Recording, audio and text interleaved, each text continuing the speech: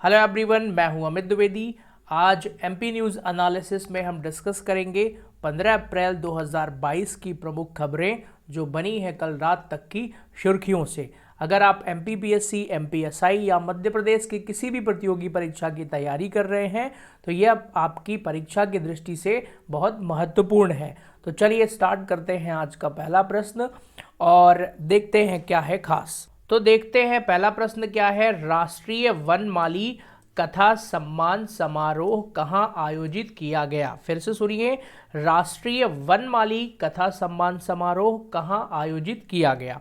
तो देखिए, अभी राष्ट्रीय वनमाली कथा सम्मान समारोह का आयोजन भोपाल में हुआ है, रविंद्र भवन में हुआ है। इसका आयोजन 2 दिवसीय आयोजन था और इसमें आपको 2 फैक्ट याद रखने हैं जो कि पेपर में पूछा जा सकता है कि प्रथम वनमाली कथा शीर्ष सम्मान किसको दिया जाना है। इस पर अभी से शुरू हुआ है इसी साल से, तो ये दिया जाएगा प्रोफेसर धनंजय वर्मा।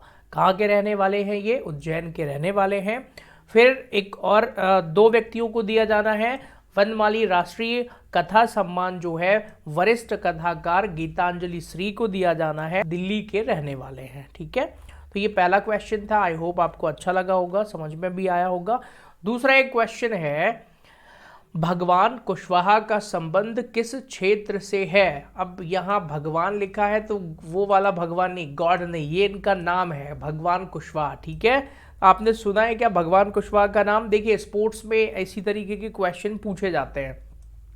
भाई, भगवान कुशवाहा का संबंध किस क्षेत्र से है? सिर्फ स्पोर्ट्स ही नहीं, कुछ भी हो सकता है। तो चलिए देखते हैं इनका संबंध कहाँ से है। तो भगवान कुशवाहा जो है दुनिया की सबसे ऊंची चोटी माउंट एवरेस्ट फतह करने वाले मध्य प्रदेश के एक पर्वतारोही हैं और हाल ही में इनका नाम चर्चा में है, इसीलिए एग्जाम में ये भी पूछा जा सकता है। अब यहाँ पर माउंट एवरेस्ट के बारे में आप लोगों को कुछ और बता देता हूँ मैं। यहाँ लिखा हुआ है दुनिया की सबसे ऊंची चोटी है, तो माउंट एवरेस्ट की हाइट कितनी है? 8,849 49 मीटर है। ये आपको बिल्कुल याद होगा और इसको याद भी रखना चाहिए आपको। तो माउंट एवरेस्ट की हाइट कितनी है? 8,849 मीटर। ठीक है, move to the next question.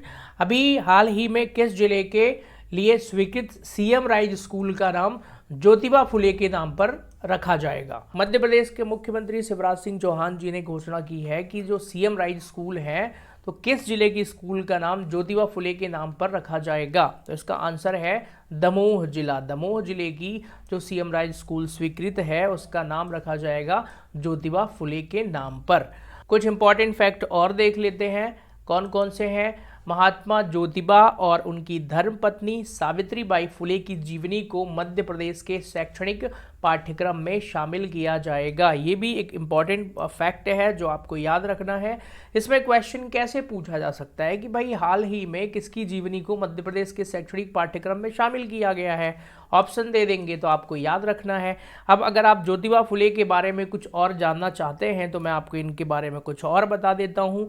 इनकी जो जयंती हाल ही में मनाई गई है, 11 अप्रैल को मनाई गई है इनकी जयंती। ठीक है, इनका जन्म 11 अप्रैल 1827 को महाराष्ट्र पुणे में हुआ था और ये 19वीं सदी के विचारक थे, समाज सेवी थे, लेखक एवं दार्शनिक थे। इन्होंने बहुत सारी सामाजिक बुराइयों को दूर करने के लिए कार्य किया, विशेष तौर पर छुआछूत और जाति प्रथा का विरोध किया।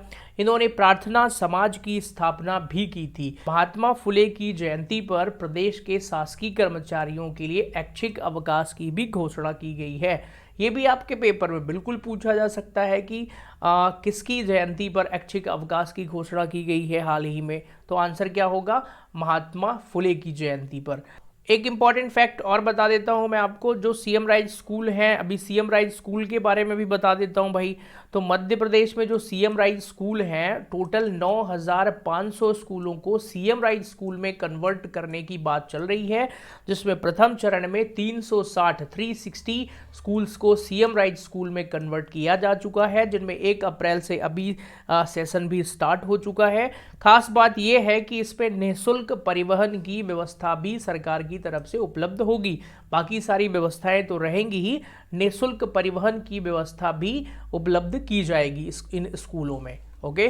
तो इसी तरीके के करंट अफेयर्स के लिए, और अगर आप MPPSC या MPSI की तैयारी कर रहे हैं तो मैं बहुत सारी चीज़ें मटेरियल यहाँ पर लेके आने वाला हूँ। तो आप अमित द्विवेदी क्लासेस चैनल को सब्सक्राइब कर लें। अगर ये इन्फॉर्मेशन आपको अच्छी लगे तो आप अपने फ्रेंड्स के साथ भी शेयर कर सकते हैं। Okay, so thanks for correcting, see you in next session, bye bye to all of you.